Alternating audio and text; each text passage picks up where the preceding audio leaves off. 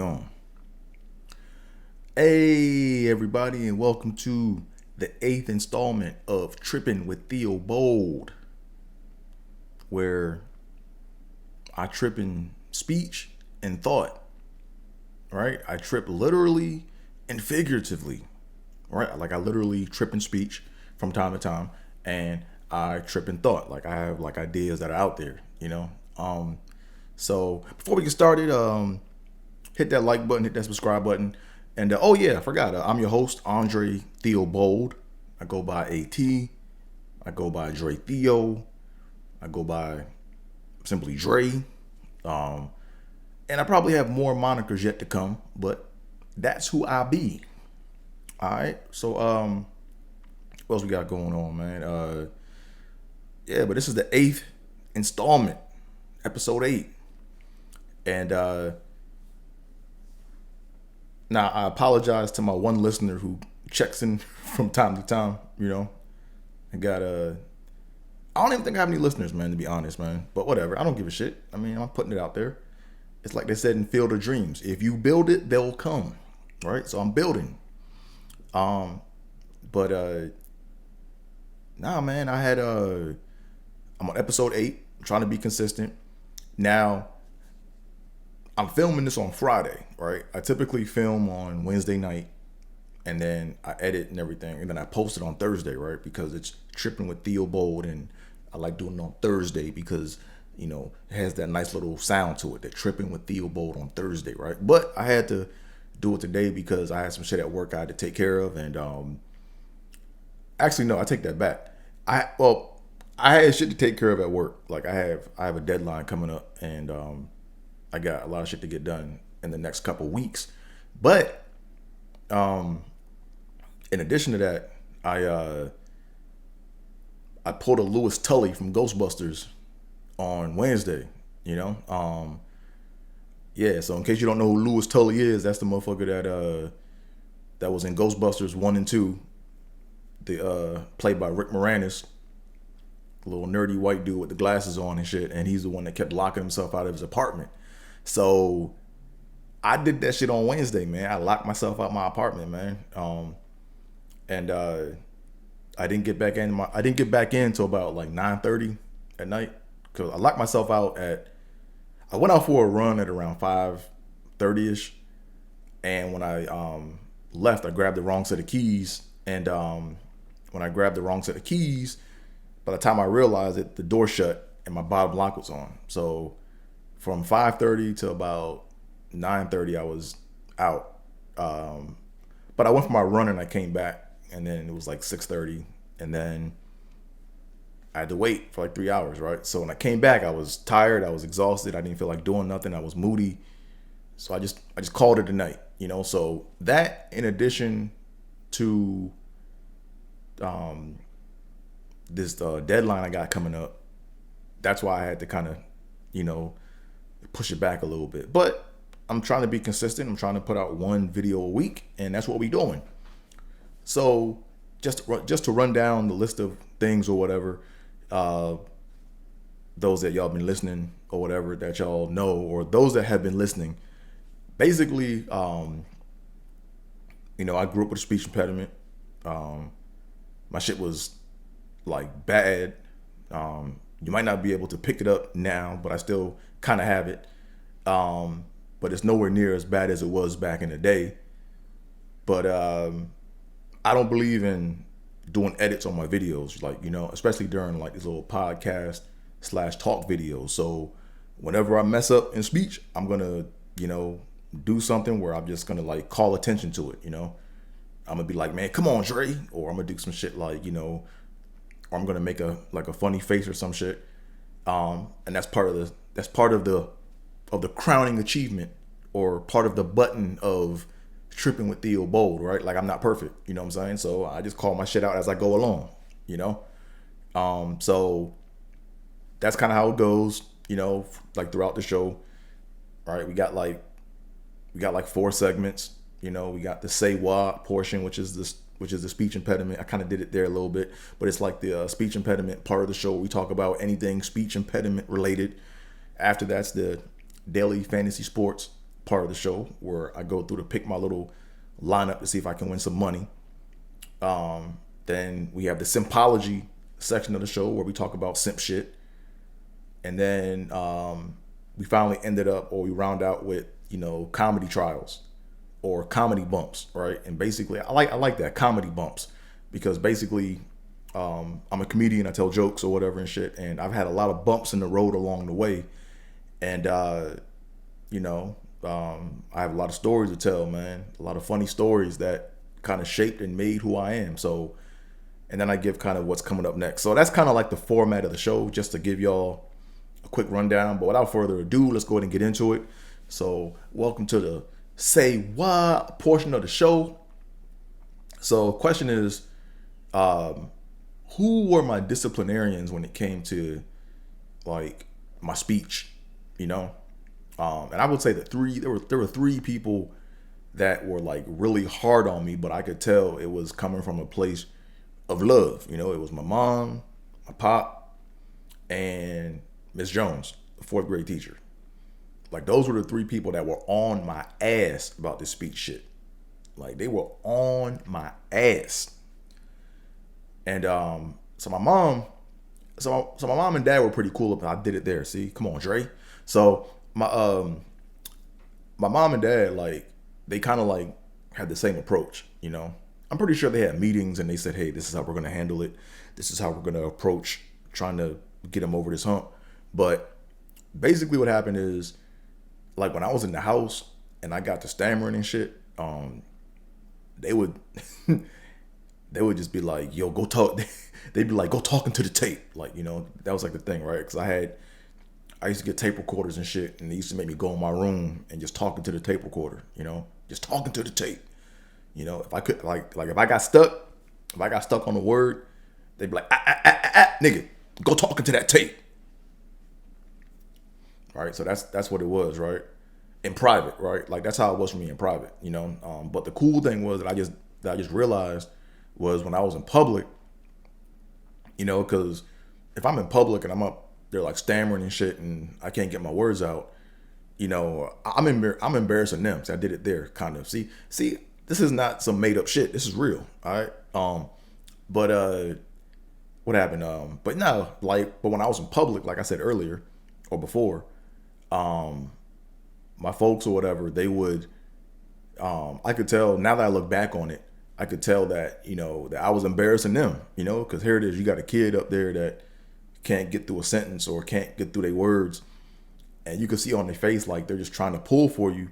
But the one thing they never did was they never publicly, like, corrected me, or they never publicly, like, drew attention to it, Like, everything they did was, like, behind closed doors, So, like, let's say, for example, if I was out with a family dinner or something, or we are out having dinner or whatever, and I got hemmed up in a sentence, or I got hemmed up in a word or something like that, or if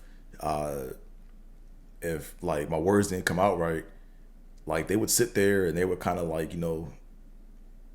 just kind of like nod their head, and they would kind of like, try to get me over they were pulling for me. But when we got in the car on the way home, it was, yo, man, they were like, Dre, you need to start working on your speech. You need to learn how to project yourself. You're not projecting. That's my pop. And my mom would be like, you need to get in that tape recorder, nigga. You gotta go talk into that tape.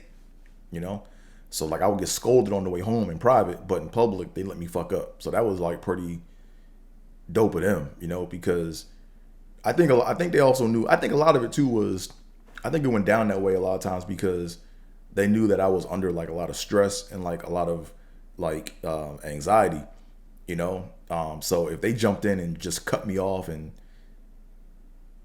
tried to, like, reprimand me in front of everybody, it would have probably got way worse than what it was.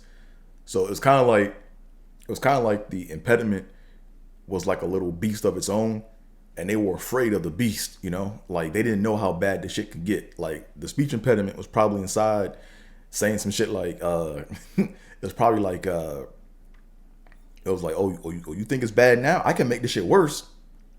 I can make this shit a whole lot worse. So it's kind of weird how, like, that dynamic kind of worked, It was like they respected it, but, they reprimanded me for not being able to control it. You know, so and that to me was pretty dope. You know, like that's how it should be. You know, let me struggle, and then when I get in the car, just be like, hey, I know, I couldn't talk worth of shit today, but you know what? I'm gonna get up and I'm gonna try again tomorrow. You know, and then Miss Jones, man, fourth grade, like, yeah, like she was like hard, like she was hard on me, man. But it was like from a place of like love. It wasn't on some like, like shits and giggles type shit. You know what I mean? Like, for example, when I would be in class and if I couldn't get my words out, she would just like stop and she would just like basically cut me off and be like, Andre, breathe, deep breaths, breathe in, like, you know what I'm saying? And it's like the one thing I noticed about her when she would do that to me in class or whatever is she was like serious. Like it wasn't like amusing to her, you know? But when other teachers kind of like called it out, like throughout my academic career or whatever, early academic career, it was like a source of amusement. It was like I made their day. Like you can kind of see like on their face, they was kind of like smiling like, oh man, I have something fun to talk about today. Oh, this is better than this shit I'm teaching today. So let's go ahead and draw all the attention to this motherfucker. Like, you know, like you could just tell by the facial expression. So like, I guess, you know, I was able to learn how to read faces pretty well, you know? Like I could tell when someone was like sincere or if they was bullshitting, you know, because like when you're under that much like trauma, you know, or going through a tough time, like other senses and other like things start to get heightened, you know? So yeah, so like those were the three people that like stayed on my ass, you know? My mom and dad stayed on my ass in private when it came to the speech shit, and Miss Jones was on me like in class. Like, I mean, she like she just called it out, you know? And basically it was like her thing was like she wasn't afraid of embarrassment, or she wasn't afraid, like it was like, nah, this is an issue. You gotta fix this, you know? So man, shout out to them, you know, because without them, I don't know where I'd be right now, man. You know? So those were like my disciplinarians when it came to my speech shit or whatever. But anyways, moving on, let's go ahead and go to the daily fantasy sport portion of the show, or the DFS portion of the show. So before we get started with that, we got to go back and have a review on what we did in the past. All right. So I that wasn't a stutter. That was my throat got dry and shit. So like my throat got dry, so I'm getting some water. That wasn't that. I know it looked like it, but nigga, I know, because that shit isn't like, I had the shit, you don't. There we go.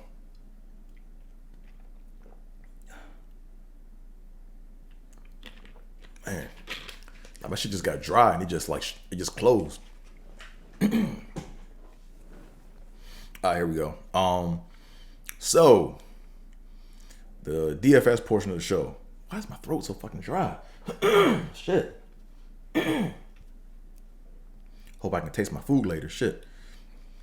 Hey, all right, fuck it. Here we go. So, daily fantasy sports portion of the show. So we got to go back and have a recap on what happened last week, man. Because last week, my Theobold prediction of the week didn't come through, and I had 3 woes of the week for my lineup. Right. So for my lineup last week, and you can go back and watch what I called or predicted. But my Theobold prediction was, you know, so let me go back and, so my Theobold prediction is where I picked the player that I think is going to go off the most, right? It's the one that I'm trying to hedge all my bets on, right? So my Theobold prediction of the week last week was Kyrie Irving.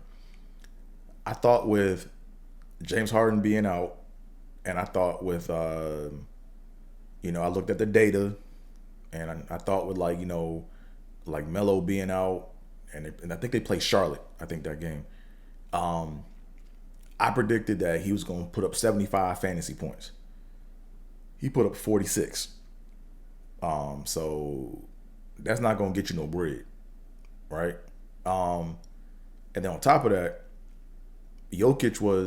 Kyrie was my tier 2 pick, but I had him as my Theobold prediction. Or my Theobold prediction was he was going to put up 75 fantasy points, and he ain't do that shit. And then in tier 1 I had Jokic. So I thought Jokic was going to go off from last game because he been bullshitting, and he bullshitted again. He only put up 34 points, right? Like he's like putting up 34 points in tier 1 ain't going to cut it. So I don't know if he's going to get that MVP, man, because he's playing like shit right now. I don't know if they winning or not, but from his numbers, he needs to be putting up better numbers than that. And then Devontae Graham, he was my tier 6 pick. I think I had him getting like high 30s, low 40s, but he put up 23. So my lineup was, that shit was trash last week. I didn't win nothing. Well, I won on other days, but the lineup that I advertised last week just, that shit didn't work out for me. So what do? We just dust ourselves off and try again. So let's go ahead and see what's good with it. Good with these tiers for this week. I'm doing baseball, by the way, but I'm not going to do baseball because that's going to take up too much time during the show. So when basketball season's over, I'll be on baseball tiers because I'm trying. Like I said, the goal is to try to win like $500 a day consistently. That's the goal, right? Because if you can win $500 a day consistently, basically you have replaced your job. It's all about job replacement, right? I'm not trying to depend on the man for my check. I'm trying to depend on me and these players, right? But anyway, let's go ahead and see what we got going on. So let me go ahead and start from scratch. So let's start with tier 6, right? Tier 6. Wow, Zach LaVine is all the way down in tier 6. Like typically Zach LaVine's either a tier 2 or a tier 3 player, but he's in tier 6 right now. But let's take a look at what the predictions are for the day. Let me see. LaVine. Okay, 38. You know what? I'm an idiot, man. So the green is their average. It's not their prediction. It's their average. Right? Because he's at 38 in Line Star. Nah, it's not. It's a prediction. Because his actual average is 43.5. Yeah, nah. So yeah, Line Star fucking around. So I'm gonna ignore that prediction. I'm gonna ignore the Line Star prediction because that's some funny shit they done came up with. That's just alchemy, right? That green shit is just alchemy. That's right. Like when you look at Line Star, I'm not sure if you can see it or not. Okay, whatever. You can't see it that well. But anyways, in Line Star, they have like the predictions or whatever of what the players are gonna do in green, and then the blues are their actuals from their previous performances. And then I thought that the green was the average as it went on for the season, but it's not. It's some funny math they have to try to sell they shit. So I ain't fucking with that. But let's see what Zach LaVine is averaging against Atlanta. Okay, in 2019 he was averaging about 40. In 2018 he was averaging about 50. So I don't know. Then what's his trend looking like now? He just dropped 57. So, oh man, let's look at the gap. He went from 40 to 17, which is about 20 almost. So, you know what? Shit. When he went from 28 to 53, when he played Toronto and then OKC, he followed up with another 50. So he can put up back-to-back 50s. So, okay. So to me, the number to beat in this shit is probably like 55. So let me just look at everyone else to see what they gonna do. So we got Ja Morant. Can John Morant beat 55? Let's see.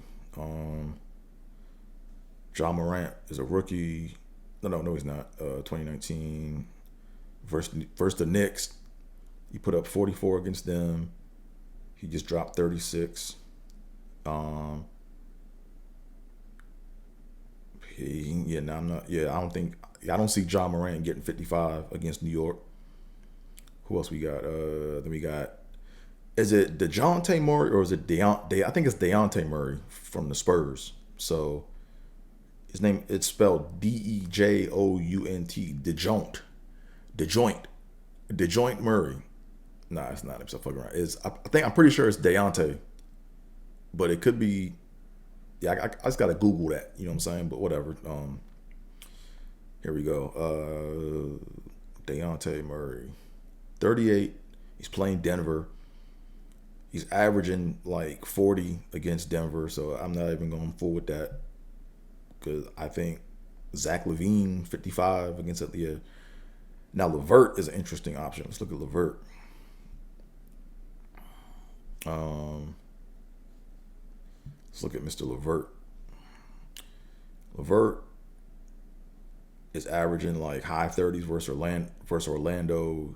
He just dropped 50 against San Antonio on the third. So yeah, I don't see him dropping no 50. And then we got Lonzo Ball, man. He's questionable, but I don't do questionables or outs. That's one thing I don't do, man. Like, so if he is out or questionable and he puts up 55, 70, shit, they can have that. But I'm not trying to put up no goose egg.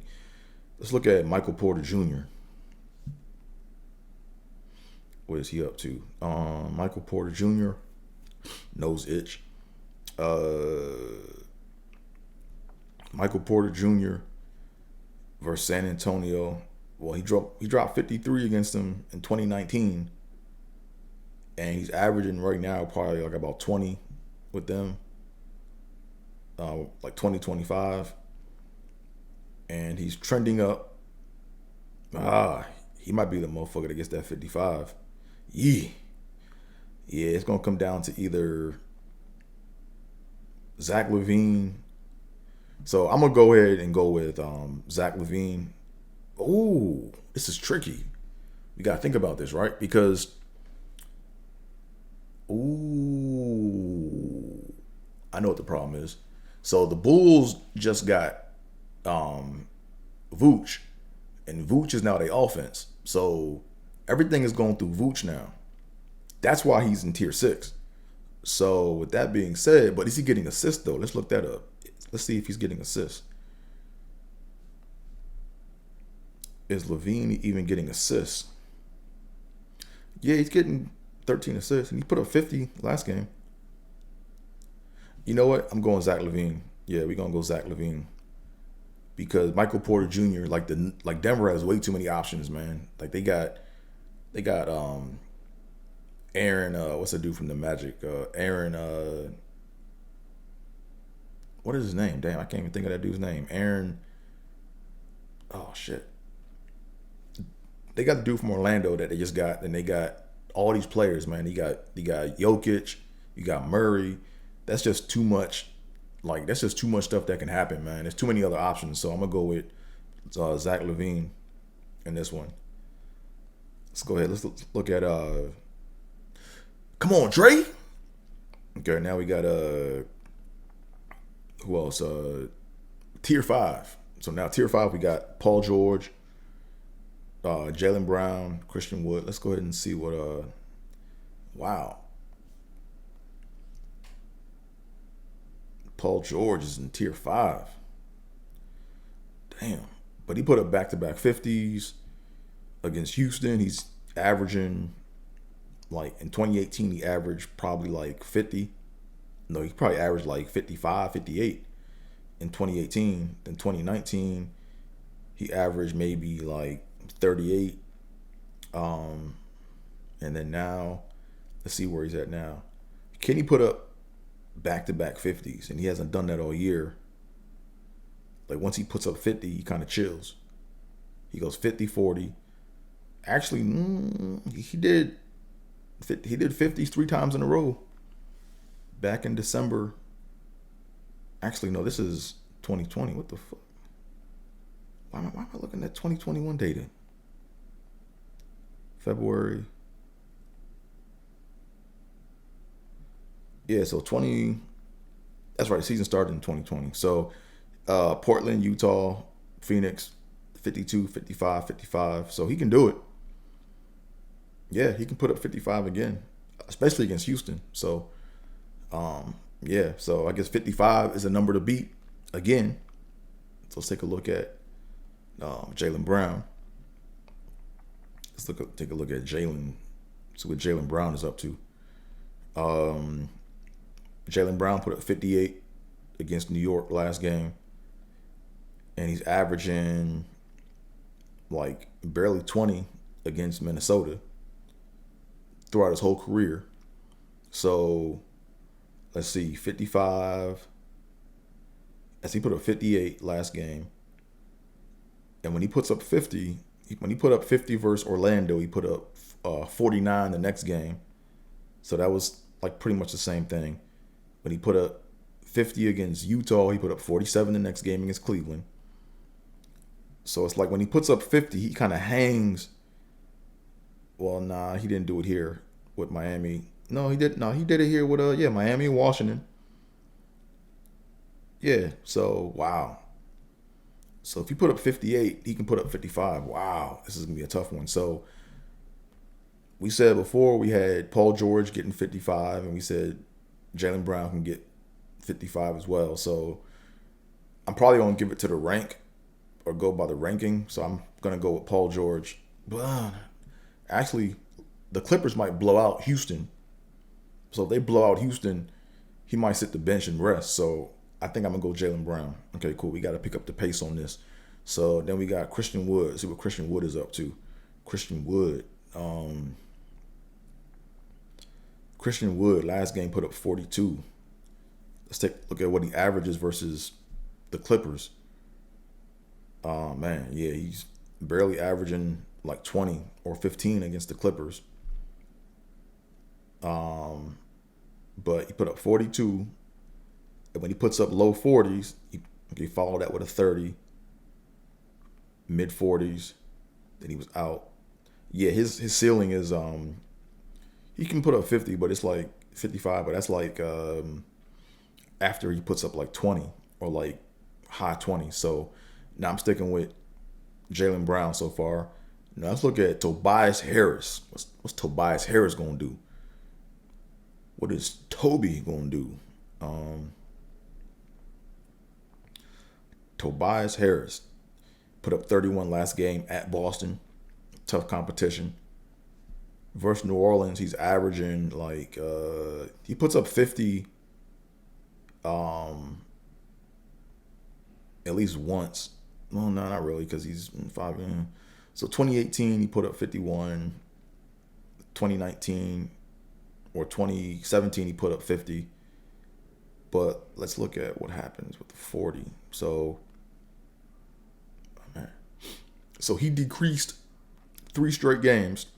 He had 3 straight deductions or 3 straight decreasings. Right? So when he decreases 3 times, what happens? 50, right? 50. That's like, wow, amazing. He does it every time. 50. Yeah, but 50 is not gonna cut. I think you gotta play that 55. Yeah, so still going Jaylen Brown. Let's look at them. Let's look at DeRozan. DeRozan's also in this tier. Let's take a look at Mr. DeRozan. See, he's averaging. Okay, he's averaging like 30s, 35 against Denver. He ain't gonna drop no 55. Can he drop 55 against Denver? And the data does not say that he can. Nah, I don't see that happening. And then Chris Middleton fell all the way down to tier 5. Let's look at Middleton. He's averaging. And he's all over the place with Charlotte. He put up 62 back in 2017, but that don't count because that's not new. But 30, can he put up 55? Nah, because he has to increase to 55 or 60. So no. So for tier 5, I'm going with Jaylen Brown again. I got Jaylen Brown get me 55. Let's take a look at now. See, you see how I do this? I work backwards, right? Because when you start from tier 6, you have to go through more players, and as you go up, you deal with less and less players. So it's going to speed up now all of a sudden, right? Because right now in tier 4, we got Sabonis, we got Ingram, who are both questionable. And like I told y'all before, I don't do questionable. I don't do that because I ain't got time for that, man. Like, if you questionable, to me, it's like you out. And if they come out and if they're questionable and whoever drops 75 questionable, they can have that because I can't put up no goose egg. I'm not gonna put up no damn goose egg. Fuck that. But then we also got Ben Simmons, Drew Holiday, and Terry Rozier. So let's take a look at what Mr. Simmons is doing. So Simmons, against New Orleans. Okay, he put up 55 against them. He's averaging like he put up 55 last year against New Orleans in 2019. Throat getting dry again. And he's averaging. Then for the previous 2 years, he averaged like 39 against New Orleans. So he put up 55 in 2019, and he's trending up right now because he put 25 up against Memphis, and then he put up 31 against Boston. So 25, 31. He could put up 50. And he's pretty consistent about going up. Let me see. What does he do after putting up 30? Yeah, after 30, I see 40s. I see 40s. Yeah, so I'm thinking like max is going to be mid to low 40s for Ben Simmons, but I don't think he's even going to do that. So can Drew Holiday beat mid 40s? Holiday, can he beat mid 40s? See, went 68, 40, 24. After 20s, he puts up 20. After 20, put up 4. Yeah, Drew Holiday's a tricky player to pick. You gotta know when to pick him. And he's averaging, wow.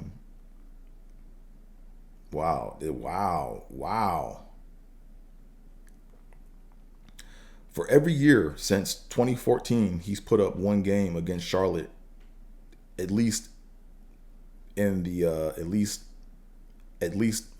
like low 40s, at least. So in 2020. But January 30th, so he did it once. So that was, but he's not going to do that shit twice, though.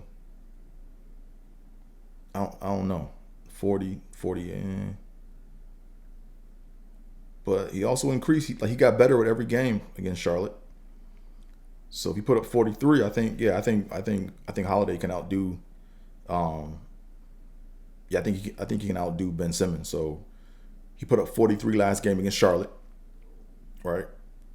Not 43 points, but 43 fantasy points. He put up 43 fantasy points against Charlotte, and he always, by the trend, he gets better every time he plays him a second time. So I'm going Drew Holiday over Ben Simmons at 43. So can Rozier beat out? Or no, I got Drew Holiday doing better than 43. So I'm gonna go ahead and bump Holiday up to about 45. So the question is, can Rozier beat 45?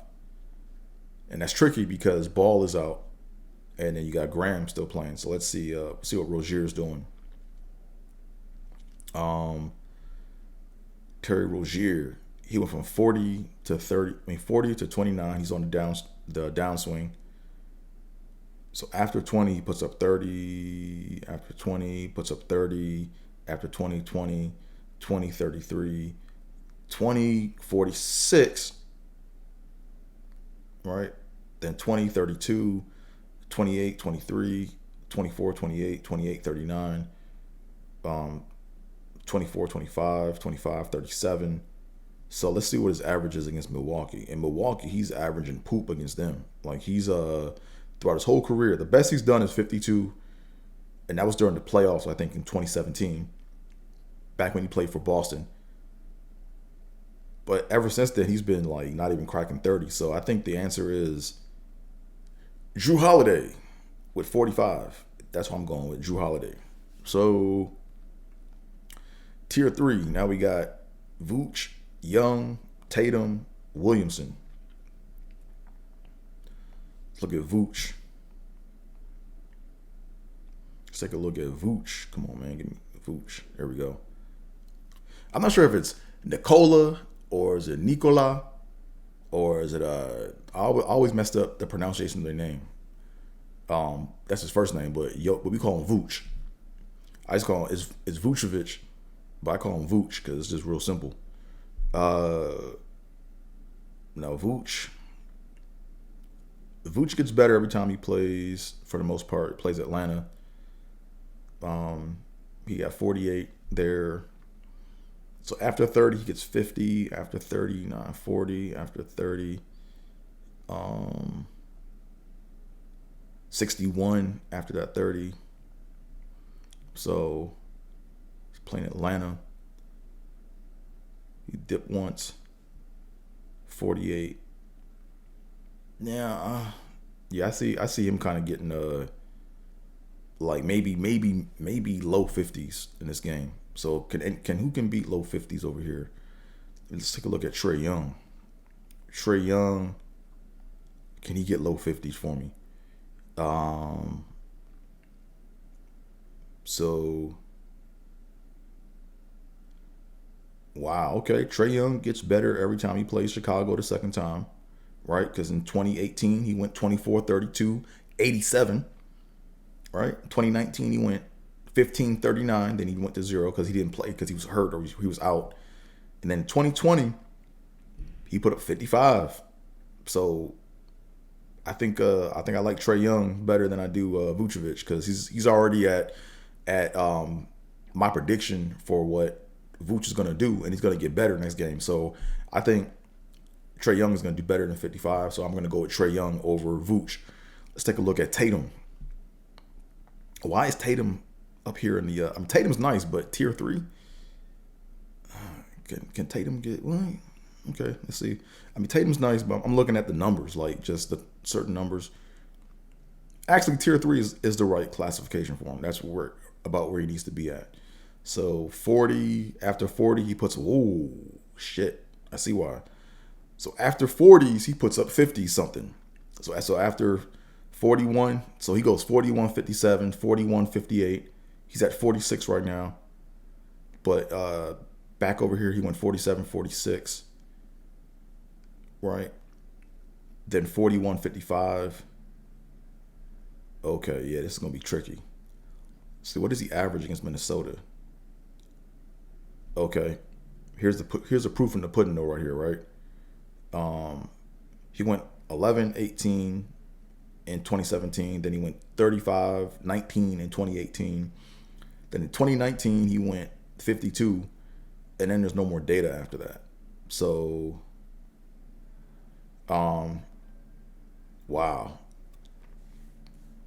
Trae Young or Tatum, this is a tough one.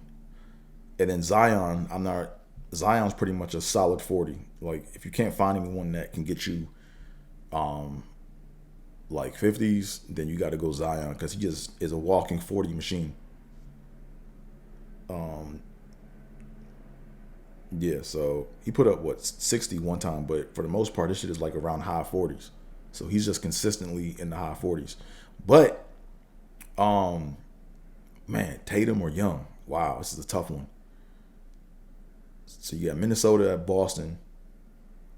There's no bit like Boston is not what they used to be. So Tatum is the leader on that team. I don't have Jaylen Brown. Well, actually, you know what? Already got Jaylen Brown going off. So if I got Jaylen Brown going off, then see, this is another lesson to learn, right? Like, you got to think about who going to get the points. You know what I'm saying? And how are they going to get the points? So if I got Jaylen Brown going off, that means he's going to take away work from Tatum. So if he's going to take away work from Tatum, then I got to go Trae Young. So Trae Young it is. Tier 3. Tier 2, let's look at, we got Jokic. Oh, this is taking longer than I thought. So now we got Jokic, Embiid, Randall, and Kawhi. So let's take a look at Jokic. Mr. Jokic. This motherfucker been bullshitting for the past. Okay, let's see what he's doing. So he's averaging like 55-ish against the Spurs. So, and then he's kind of like, flatline. He's kind of like 61-50, 61-51. So he'll probably get like, I don't know, 56 maybe, 57. But 350s in a row for Mr. Jokic. Let me see what that means, what that translates to for his long-term data. So 250s and a 60, he went 70. I'm trying to find 350s right quick. 350s in a row. Give me 350s. Where are you at? 350s. Wow, okay, so he's never done that before. So he put up 350s. So what happens when he puts up low 50s? After low 50s, 53, 69. Boom.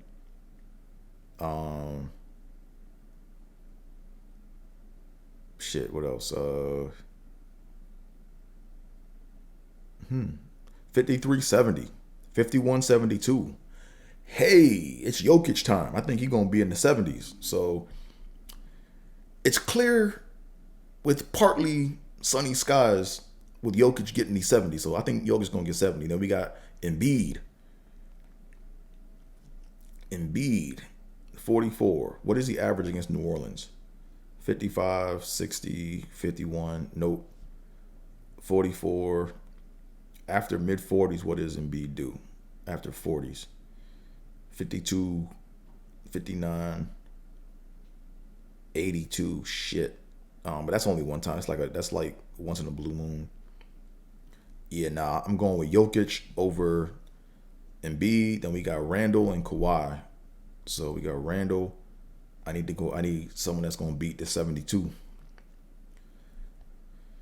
And I see the highest he's ever put up against. So Julius Randle, the highest he's ever put up against Memphis is 58. And that was probably back in his Laker days.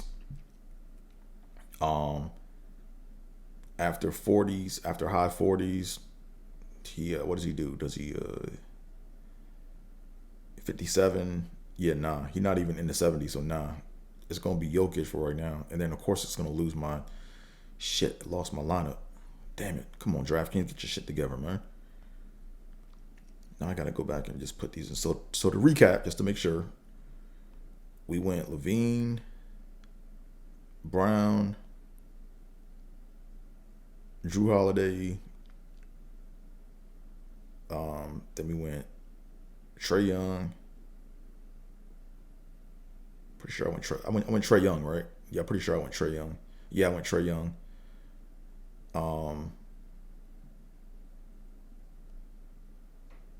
And then now let's take a look at Kawhi. Kawhi, 56. So what is he average against Houston? He's not even really. The most he put up against Houston is 63, career-wise. And the most he put up all season this year is that 59 bullshit. So, yeah, so Jokic it's going to be Jokic tonight. I got him in the 70s. And then tier 1 is we got Giannis Antetokounmpo, questionable, not fooling with that. And with him being questionable, I like my odds with I like my odds with Drew Holiday. I like my odds with Drew Holiday with Giannis being questionable. Then we got who else we got? We got Westbrook, Towns, and Curry. So let's take a look at Mr. Westbrook. What's Westbrook gonna do? At Golden State, career-wise, the most he's put up, his high is 77. And he did it twice, 77 twice. against Golden State. So 77 is his high. And let's look at the trend for the year. For the year, his high for the year is 94 against Indiana. That was March 29th. So 52, 62, 68. So he's trending up. So what does he do after high 60s? What can he do after putting up high 60s? Talk to me. After high 60s is a 50. After high 60s,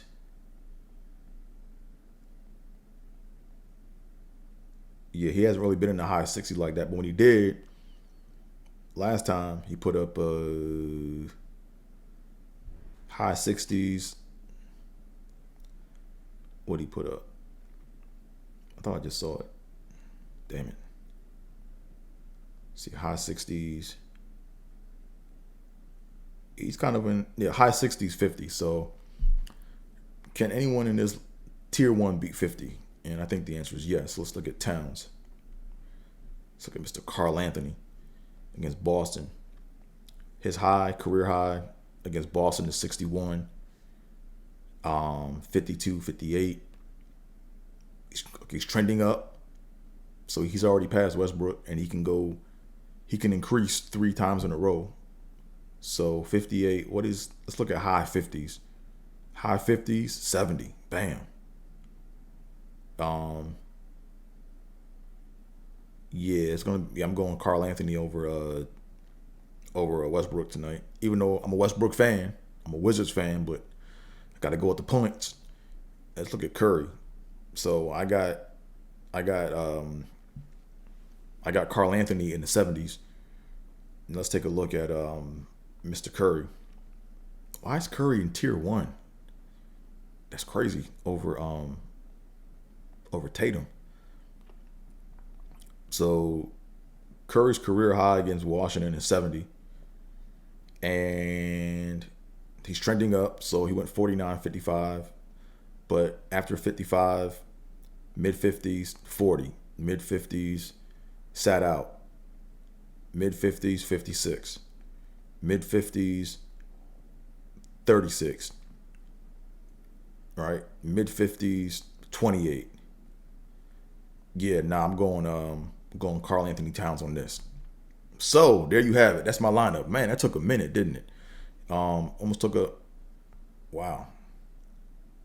Yeah, so here's my lineup, right? Let's go back and go down the list. All right. So tier 1, I got Karl Anthony Towns. Tier 2, I'm going with Jokic. Tier 3, I'm going with Trae Young.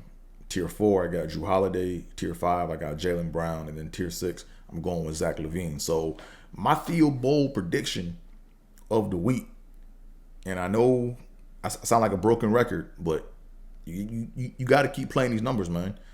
I kind of did there. Come on, Dre. But tier 2, I'm going with Jokic getting me 70 or better. 70 or better. 70 or better. I'm going with my man Jokic. So there you have it. So that wraps up the DFS portion of the show, where we do our tears of joy, right?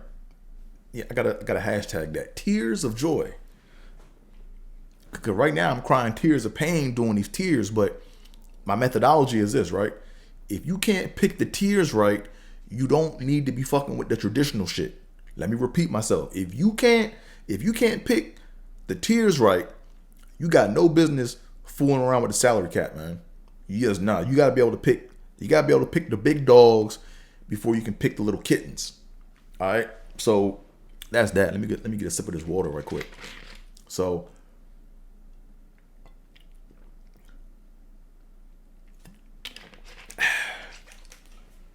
now we're gonna go ahead and get into the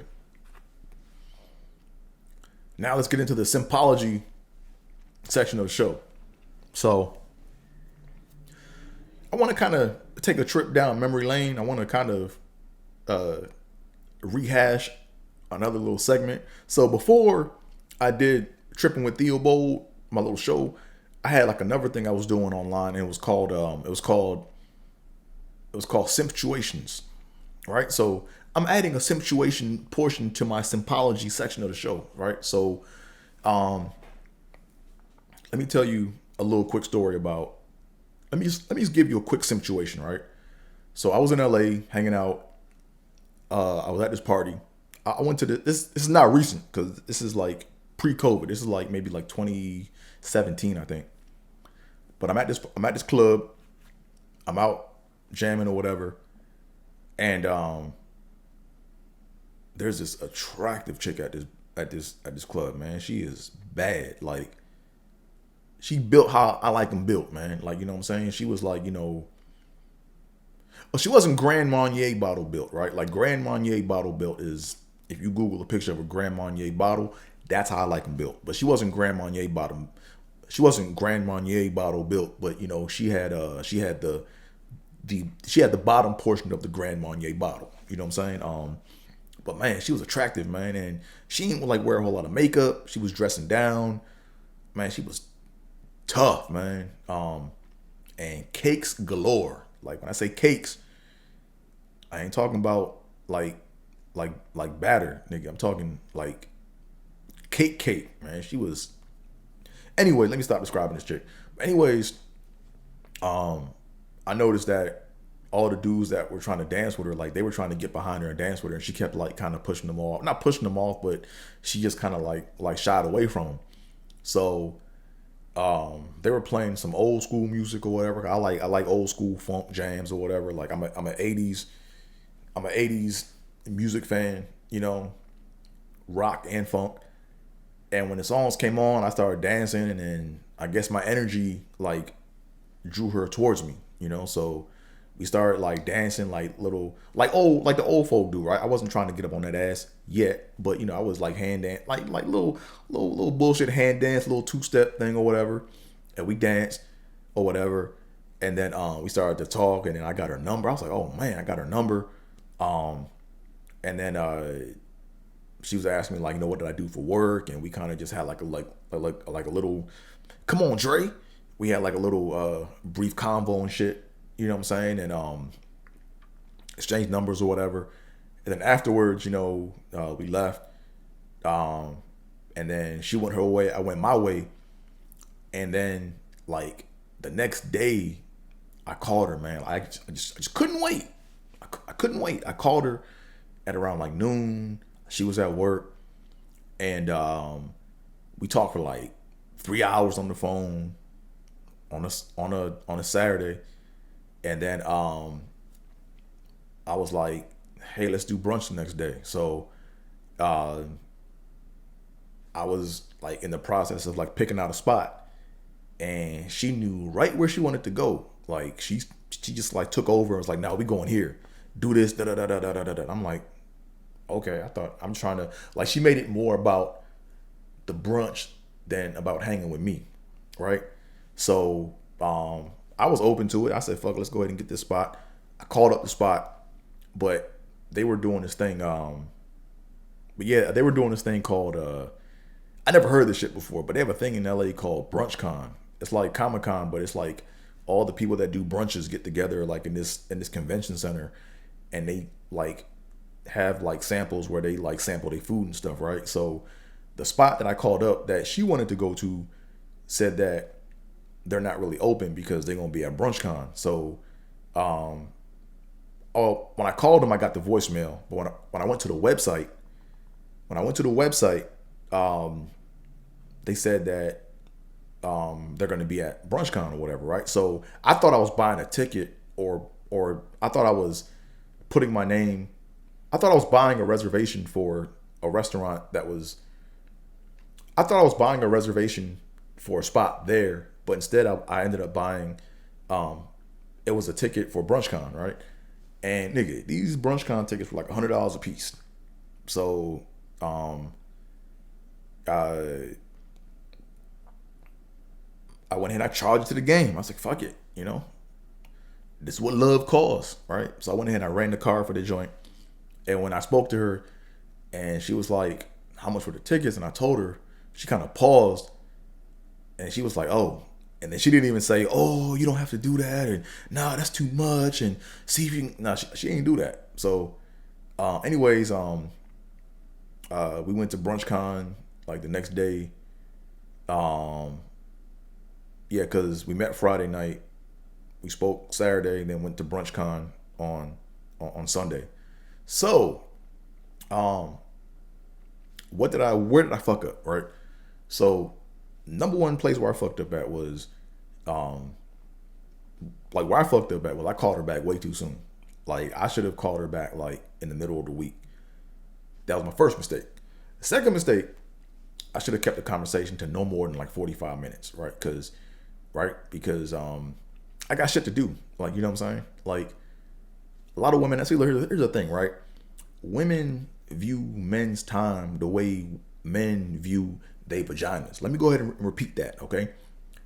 Women view men's time the way men view women's vagina, right? They just want to be all up in that shit, right? It's like that's what does it for them. As long as they get in your time, they cool. Like, you know what I'm saying? And if they can get the time without giving you the buns, they even better. You know, so I gave this chick like 3 hours of my time on a Saturday. And I shouldn't have did that. I should have just called her up middle of the week, conversation for no longer than maybe like 45 minutes. And then when I called her up, I should have asked her what her availability was, right? I should have asked, hey, like, what's your availability for the rest of the week, you know? Or better yet, I should have said, what's your availability for the rest of the week? Because if you ask what a chick's availability is on a specific day, she can be like she's busy.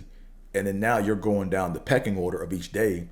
And as you go down each order and she's busy, she got something going on, what you're telling her is that you ain't got shit going on, right? So you always ask, hey, what's your availability for the upcoming week? And let her tell you. Now, if she's busy a whole fucking week, that means she ain't trying to see you. In the conversation, we done. Like, there's nothing to talk about. No harm, no foul, right? You just gave a chick 45 minutes of your life, no big deal. You'll move on. That won't kill you. You know what I mean? That was my second mistake. Then a third mistake was allowing her to manage my plans, right? Like when a chick counters, I've learned this in the past, right? Is that when a chick counters my plans, oh, I got something else to do. Oh, I forgot I got something else going on that day. I'm gonna hit you right back. And then you cut them off, yo. Because when a chick counters your plans, that means that she's not really into you. She's into the thing that y'all gonna be doing, right? She's more into the thing that y'all gonna be doing than she is into you, right? So, like, that's what I learned, right? So I make so many mistakes down this line, man. So like those were like my top three mistakes when it came to that, right? One, I called back too soon. Two, I gave her too much of my time on the phone. Three, I let her counter my plans that I had. And I probably made more mistakes than that, but those were the top three, you know? So I just wanted to kind of get that out there. Just to kind of go back down like memory lane when it comes to these situations, right? Because that situation I simped, right? So the reason I say I was simping in those situations was because I felt like if I didn't do those things, I wouldn't get her, you know? But as I've learned before in the past, you know, females either like you or they don't. There's nothing you can do to make a chick like you. You know what I mean? It's how the game works, you know? I could have been like, nah, we doing this. And if she was like into me, she would have been like, okay, cool, whatever. I'm down. Right? If I called her like middle of the week, like let's say we met on Friday and I called her back on Wednesday, if she had an attitude and didn't want to pick up the phone, didn't want to talk, fuck it, don't waste my time, right? But if she was into me, she would still pick up the phone, right? So that's how I'm saying. Like you gotta like, that's what I've learned, right? But I ain't really into this relationship bullshit no more. I'm gonna tell you that right now. Like I'm into rotation ships. Ooh. Like, here's how I look at it, right? A lot of women have rotations, but they just don't talk about it, right? Like they keep that shit like hidden in the bowels of their closet, right? But a lot of women they got rotations. You know what I'm saying? Like, here's how you know if you're in a rotation, All right. If a chick or if a person, right, because this applies to both, right? Like if someone can summon you for sex, but you can't summon them for shit, you in a rotation. I don't know how else to put it. That's how the shit work. You know what I'm saying? I'm actually working on a bit, so I just kind of threw that like little line out there. That's my intro to my shit. Whatever. Let me stop getting sidetracked. So, the question for today is when it comes to simping is, are the methods that AMS teaches a form of simping?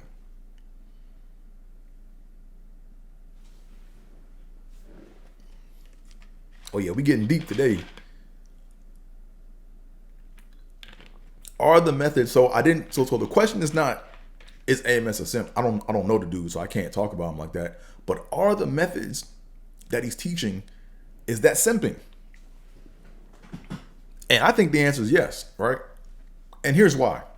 All right, so like a few years ago, I was on my AMS shit, right? Like I was watching all the videos. I was doing the purpose. I was all on my purpose. I was doing all these different things, right? I was basically watching these videos like they were the holy grail. I was studying these shits.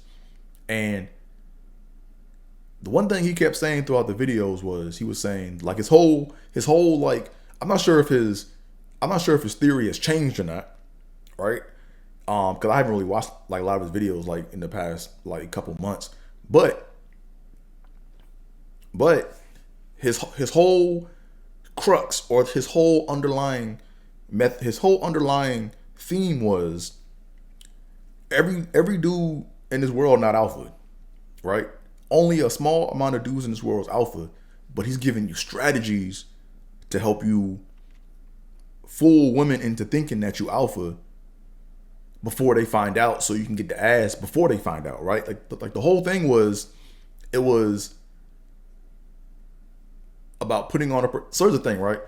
He was kind of like playing both sides of the fence. He was saying, "Hey, focus on you, focus on your purpose," but also, if you do these things, if you do these strategies, then the females, right, by the time that they realize you're not alpha, they would have been giving you the ass already and you win, right? Like that basically was like his whole shit, like in a nutshell summed up, right? It was, yeah, focus on your purpose, do your things, focus on you, but here are the other things that'll do. Like, so he kind of made it about getting the ass. He was kind of like on both sides of the fence. He was kind of like, on one side he was about being on your purpose, being on you, like about being on your purpose and getting your shit done, and making yourself into a high value male. But on the flip side, it was like also about getting the ass. You know what I'm saying? So that one key statement he said, "Hey, I teach all these strategies." So, or his little quote was, he's teaching you these strategies so by the time that women find out that you're not alpha, you done been already got the ass already, right?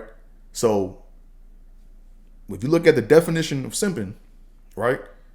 If you look at the definition of that shit, the definition of the shit is doing things with the intent on raising the interest of a chick, right? It's doing things with the sole intent on raising the interest of a chick. So where I guess he gets by is you're not doing these things just to raise the interest of the chick. You're doing it to better yourself, right? But yeah, so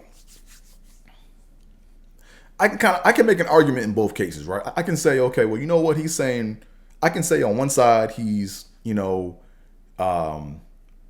just trying to help dudes become better dudes, but if you don't care about, if you're focused on yourself and you're not worried about getting the ass, then why talk about getting the ass?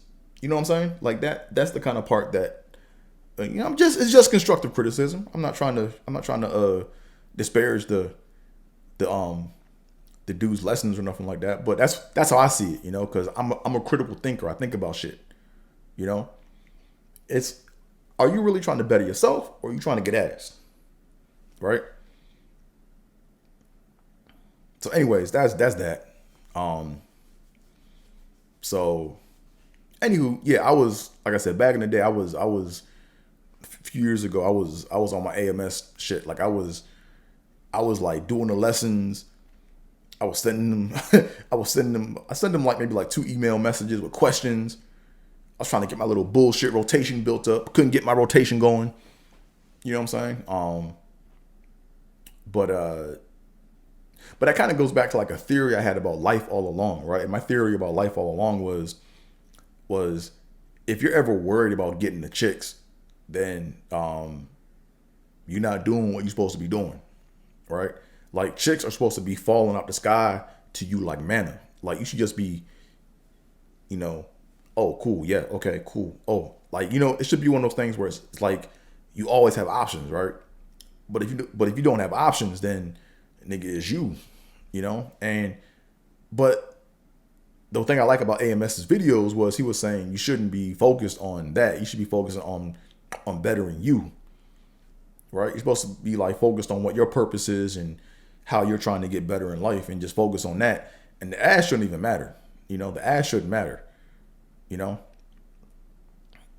like there should be no scenarios where it's like, oh man, I got a situation where I got this chick and oh man, this and this and she did this. It's like fuck it. Like either she gonna fuck you or no. Like you know what I'm saying? And it shouldn't mean nothing.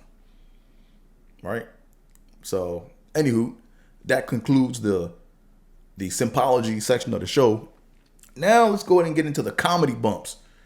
The comedy bump portion of the show, right? Comedy bumps. So last week we talked about how I froze up on stage, like maybe like my third or fourth time taking comedy seriously. Like I froze up, like I forgot all thought, I forgot everything. So this week we gonna talk about, today's comedy bump deals with a celebrity, right? Because around that time period, I was working for this company, and I had some coworkers of mine. And let me take a sip of this water. My throat still.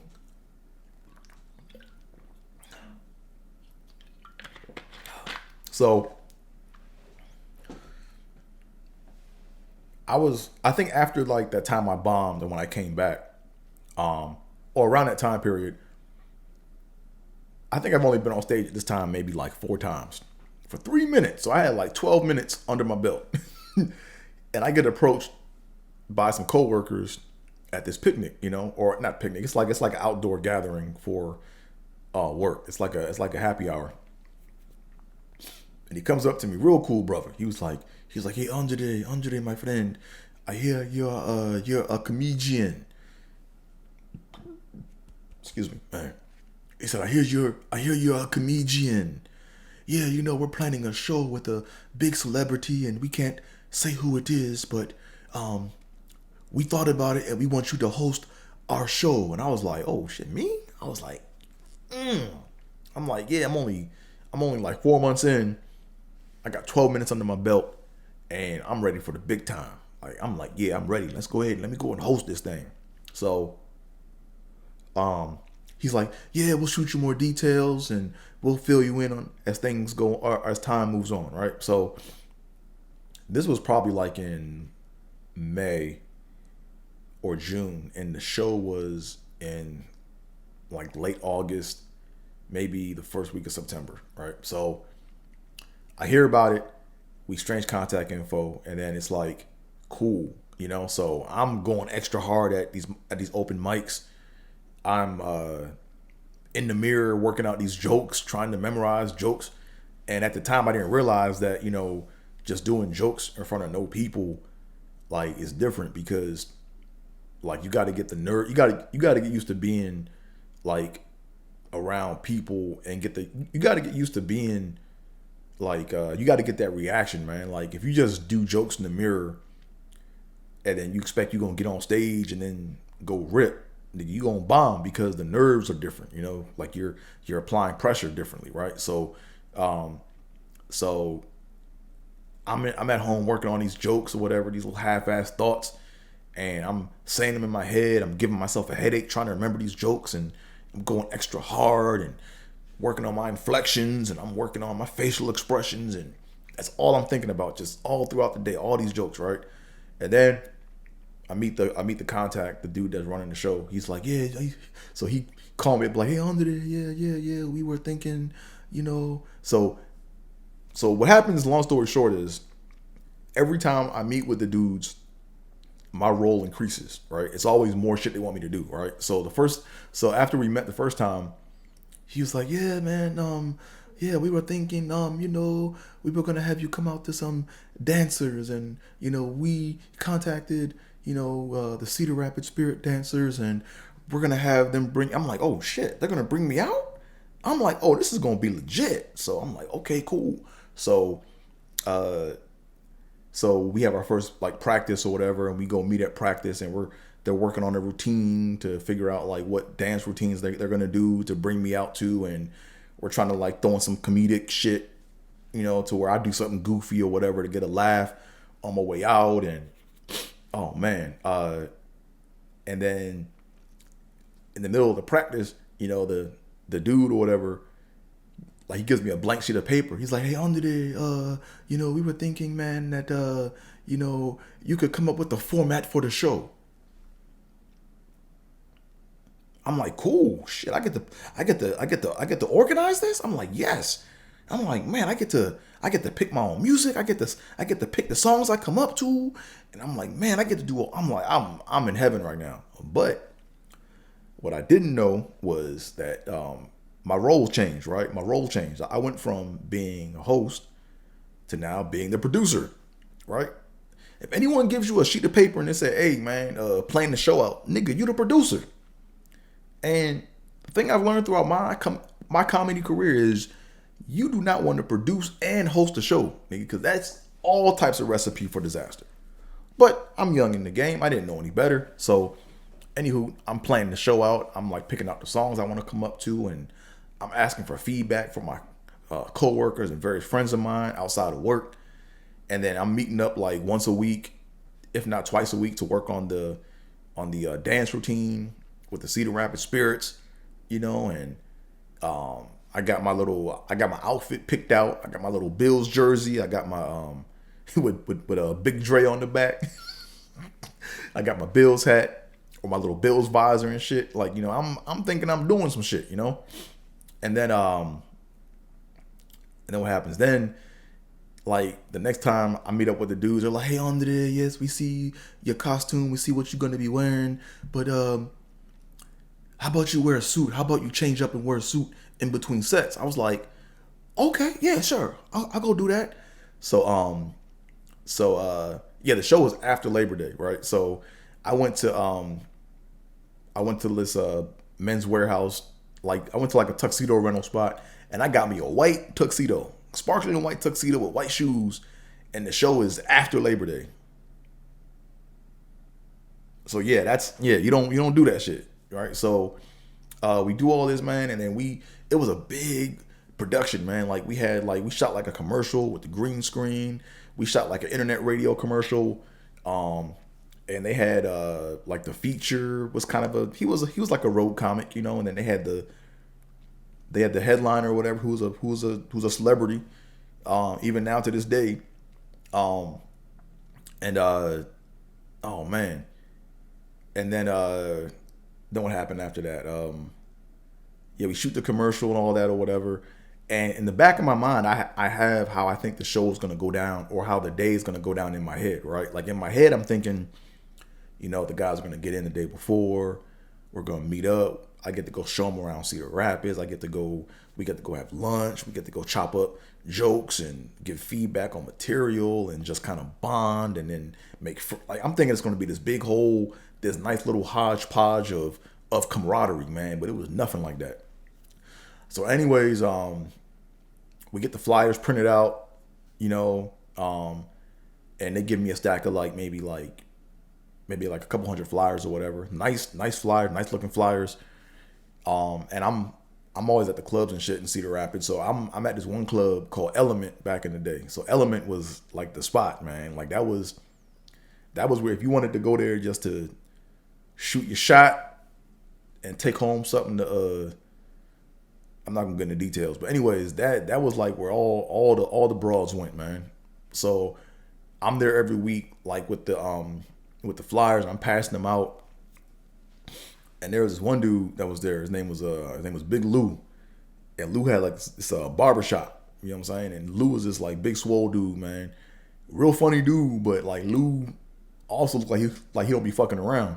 So I gave him a flyer for the show, and Lou was like, he was like, man, your ass do comedy? I was like, yeah. He said, man, I thought your ass looked funny with them big ass frog eyes. He's like, man, I'm gonna come check your ass out, man. And he said, look, you better be funny, nigga, cause if you ain't funny, I'm gonna shoot your ass. I'm like, oh shit, this motherfucker, is he playing or not? Like, what the fuck? So anyways, I give him the flyer or whatever, do all that. And then the show is getting closer and closer, right? So now we're getting into the weeks of the show. And I sold maybe like 5 tickets or whatever. And I'm not sure what deal they worked out with the celebrity or whatever. But man, the week of the show, shit got real funky, man. Because in addition to all that, there was a singer for the show that was going to be doing his single, right? And so we had all this going on. We had a feature, we had a celebrity, we had a singer, you had me hosting, we had the Cedar Rapids Spirit Dancers. You know, it was gonna be in this big venue. It was in this theater. So man, it was a big deal, you know? So man, doing all this work, and then in between time,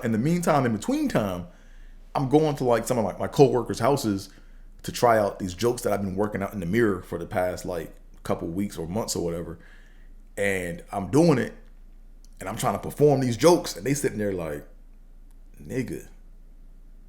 Like, they just give me, like, you know, when you give, like, well, a lot of y'all aren't comedians, but when you're a comedian and you performing in front of people and they just doing this shit, that's not a good sign, right? So anyways, we do all, so time's moving forward, time moves ahead, and now we get down to about the day of the show, right? Or the day before the show. So I'm like, hey, or the week of the show. I'm like, hey guys, are we gonna get a chance to get inside the theater to set everything up with the sound? Like, I'm like, who's doing the sound check? Who's doing the lighting? Who's doing this? Like, are we gonna get time? And they said, nah, they didn't have enough money to rent out the shit for a couple hours the day before. So, if I didn't say anything, they were just gonna go in there and just start the show at 7:30 or whatever time it was, and just kind of do everything there and just kind of go with it. But they luckily worked out a deal with the person that owned the venue, and they let us come in at noon for like, I think, an hour or two to kind of get the sound, the light, and everything going. So this is the day of the show is just fucking bananas, man. It is so stressful, man. Like from the time I got up to there, right? So I get up, I go down to the theater, I go check in, and I'm like playing quarterback right now. I'm like, look, we got to make sure people know where they're coming out at. We got to make sure we know, we got to get the sound. We got to make sure we get our cues and all this. So I'm doing all this shit, and I'm hosting the show. So we get there, and the singer dude, man, this dude had the way, I guess he had a following or whatever, but we spent the whole 2 hours working out 2 songs that were maybe like 4 minutes in length total combined. So while he's up there doing his thing, I'm like, hey man, you gotta wrap that up, man, because we gotta make sure that we go through all the sound checks and all this. And this dude, like the singer, had like motherfuckers like bringing him, like he had like an entourage, right? So he had like motherfuckers bringing him tea, and he was like, oh no, we're fine. We have to make sure everything is right because I'm under like he basically was trying to make sure his shit was tight. He was trying to make sure that his shit was tight, you know, without us getting the lighting right or anything right, or going through the lineup or nothing. So I was trying to mess with the sound to get the sound right, and they're like, nah, don't mess with the sound. We have to make sure we get his shit going. And so I'm up here, I'm pissed. I'm like, yo, this show is gonna be a disaster because I got this lineup here. I don't know who's doing what. I don't know who is gonna be controlling this. We got no sound. We got poor sound. We got poor lighting. I'm just like, what the fuck? So they calm me down. They like, oh, everything's gonna be fine. Everything will be fine. We'll just come back at 7:30 and we'll get it go. And we'll go through it like as people are coming into the door. I'm like, what type of shit does that make? You gonna do the shit while people coming into the fucking? So I'm stressed. So I got all my friends in the town, all my coworkers from the town coming in to come check me out, and we ain't got nothing planned, man. And the venue seats like 400 people, right? But I think we didn't do that great in sales. But I go home, I'm getting my wardrobe and everything all lined up, and get everything going, and I get a phone call from the same dude, but he's panicking. He's like, 100, did you sell all your tickets? And I'm like, nah, I got like a couple more. He's like, I'm on my way. And he like sped over, and he snatched my tickets and ran. So basically what happened, I think, was they worked out a door deal and they didn't hit that quota, and they had to find a way to come up with this dude's money because he already flew in. So it sounded like he wasn't gonna do the show because like he didn't get his money. So I was like, oh shit, now we got drama on top of the singer dude, the headliner ain't happy, and I'm like, oh man, this is all. And I haven't met any of the comedians at this point yet, right? So I don't know like their credits, or I know their credits, but I don't know how they want me to bring them up. So I go ahead, I get down to the theater. I'm down there. I get my clothes in my little closet so I can change through after each set or whatever. And man, like people are walking in the door, and I'm upstairs actually going through the lighting and the sound, like doing the actual testing of the sound and the lighting. And man, shit, it was embarrassing, man. So we start the show. I come up. We do our little Cedar Rapids or the Cedar Rapids Spirit Dancers bring me out, and it's funny, it's cute or whatever. I get to my first joke, bomb. I get to my second joke, like I forgot halfway. I forgot my joke halfway into the shit. Boom, fuck that up. Third joke got halfway in, fuck that up. Then I bring up the feature. I think I bring up the singer. He does his songs or whatever, and then I come up again. I got a joke. That shit, I keep forgetting my shit because like I had so much shit going on, and I didn't build up the nerves by doing like enough open mic. So long story short, I wasn't ready to host no show, and I wasn't ready to produce no show. So I was still young in the game. So then finally, and at this point, I don't even know if the celebrity is even doing the show or not. So I'm like, yo, is he even doing the show? Or like, what is he doing? Like, I don't even know if he's doing the show or not. So if I got to be the one that tells these motherfuckers that he ain't coming out, and they paid this bread to come and watch 2 songs being performed, and a newbie comedian, struggling through his jokes, hosting and shit, they're not gonna be happy. So as soon as I bring up the feature, I'm going back. And then I get called in to meet in the back of the basically like, but behind the curtains or whatever. And I see the celebrity. I'm like, oh shit. He's like, hey, he's like, hi, I'm so and so. And like his voice doesn't, like the way he's talking to me, like it's weird because he looks like he is the celebrity, like he looks just like him, but it's like he's talking different, like he's talking proper. And I'm like, what the fuck is going on? Like, he was like, hi, how are you doing? What are the local strip clubs in the area? And I was like, oh yeah, we got Dancers Ranch, you got Woody's, and then you got Lumberyard. Or he goes, oh, okay, thank you. And I was just kind of spooked because I'm like, that's the dude, but I didn't know that he talked like proper and shit, And it wasn't. So anyways, I go ahead and I bring him up, and he rips the shit. He kills the shit, right? He does a show, kills it. Everyone has a good time. Then after the show, I'm cleaning up, and in between the show, like I'm like cleaning up stuff. I'm changing out microphones, bringing up new mics. I'm doing all this shit. Like I was production. I was a PA. I I was a host. I was trying to do joke. I was doing all this shit, you know. And after the show, I was burnt out. I was like tired, and I was embarrassed, man. Like so after the joint, it was like an after party, and I was so embarrassed that when I went to the after party, I couldn't even go and like speak to the headliner or the celebrity dude. Like I was that embarrassed. Like you know what I'm saying? Like I saw him over there, and I was like, man, I want to go over and say, hey man, good job, but I don't know what went on behind the scenes, and I ate shit on stage, so I just didn't go talk to him, you know. And now that I know that I'm at where I'm at now, I wish I would have, because who knows what would have happened or what would have transpired from that, you know. Like maybe he would have given me some advice back then that would have put me further along than where I am now, you know. But long story short, like I'm actually like happy that I had that experience, because I learned a lot. Like I learned a lot through that experience, man. Like I learned I learned the difference between like being a host and a producer, which is pretty simple, but I know where that line is now. So now when people start asking me to host a show, I'm a host, but my next question is who's producing it? And if they don't know, I'm gonna be like, okay, well, I charge this amount to produce. I charge this amount to produce, and I charge this amount to host. Right? You need two people.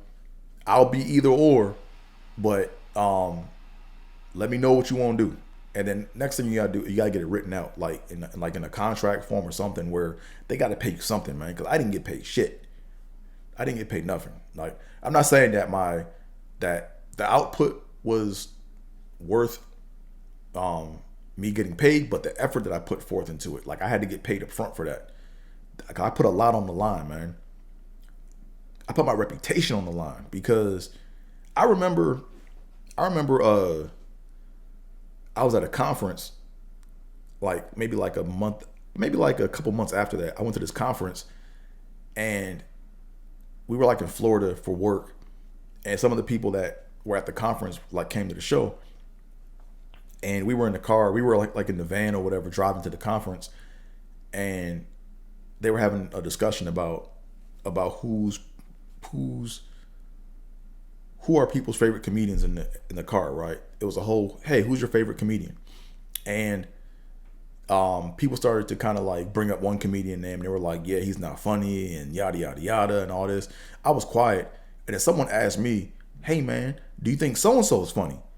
And this chick cut me off, and she was like, nigga, you have no right to talk about no one's comedy, because what you did on that show was horrible. You are horrible. You never need to get on stage again. You were terrible. So I don't want to hear anything out your mouth about critiquing any other comedian, because nigga, you are trash. And it wasn't like I was giving my opinion. Somebody asked me, and then before I could even open my mouth, this bitch is going off about me. So what I learned was, your reputation in this game is everything, you know? So, you know, when it comes to like working out deals, you gotta like get some money up front, because if they do some fuck shit that fucks up your name, it's hard to scrub that shit. You know what I mean? So, anywho, but yeah, that was the show. Like that was like my first like real introduction into show business. You know, learned a lot. You know, and you gotta learn how to push back on people. Like there's times where you wanna like you have to like be able to manage. You have to be able to manage like passions, right? Like, yeah, I wanted to get up in front of a lot of people and tell my jokes, but the environment and the situation really wasn't right for that, right? So it's like you have to like kind of dissect all that and just kind of like weigh your options out, because comedy and doing jokes in itself, that's work. Like that's a lot of years of experience and just concentration and working on your craft. I mean, that shit takes time, man. You know, and when you want to start throwing on, you know, like production and all this other shit, that's like, nah. So that was a big comedy bump, but I'm glad it happened the way it did, because I learned a lot from that situation, you know, and I can probably turn this into a bit, because it's so much stuff there, man. There's so much stuff there. Anywho, I've been running my mouth for an hour and a half. An hour and a half. So real quick, before we wrap up, make sure you hit that like button, hit that subscribe button, tell a friend, tell their friend to tell a friend. You know what I'm saying? If you enjoyed it. If not, don't know what to tell you.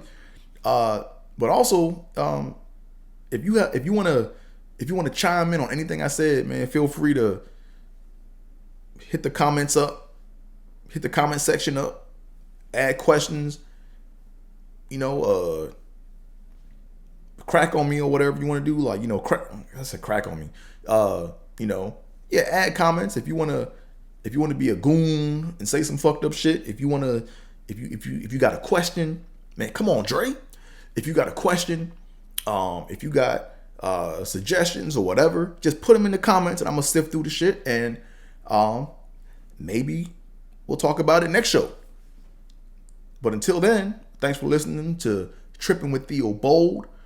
You can find me on all forms of social media at AT is where it's at. Follow me. But up next, coming up, I ain't got shit coming up. Actually, no, I got an open mic I'm going to in about an hour. I have an open mic I'm going to in an hour. Because LA's starting to open up. Come on, Dre. LA's starting to open up again. You know, and there's a few mics around the corner that I can go to. So I'm gonna go work out some of these jokes that I have. So I got open mic today. And then on Monday I'm doing a virtual mic. So, but that's it for right now. I'm just grinding, and just getting this work in, man. So once again, man, thank y'all for listening. Thanks for tuning in. But until next time, I'm out of here. Peace.